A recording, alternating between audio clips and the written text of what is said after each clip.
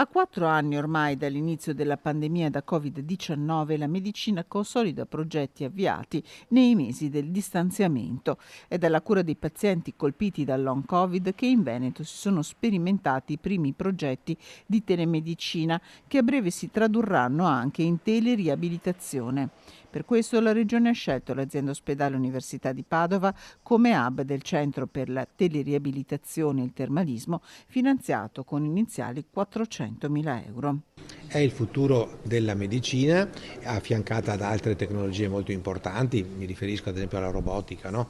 E quindi sono tutte tecnologie che vanno usate, utilizzate naturalmente dall'uomo che sa utilizzarle, e soprattutto è importante che ci sia questa alfabetizzazione appunto nell'uso della tecnologia di questo tipo. La teleriabilitazione, la telemedicina è molto utile per quelle persone che hanno la necessità di questo tipo di interventi, anche a seguito delle sequele da coronavirus. Sono 25 milioni le persone che già oggi nel mondo hanno necessità di riabilitazione. Molte di queste sono anziane.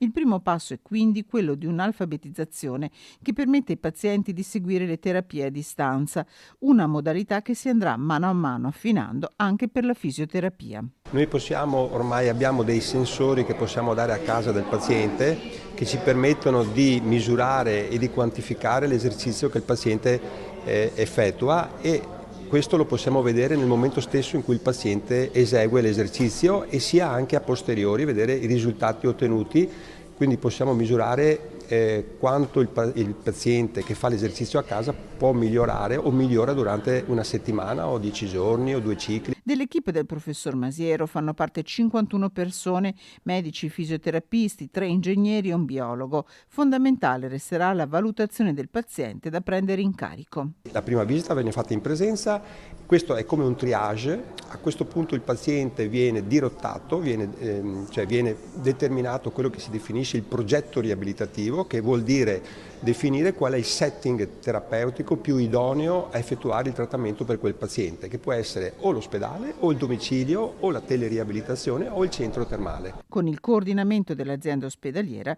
il modello sarà man mano esteso alle aziende sanitarie del Veneto.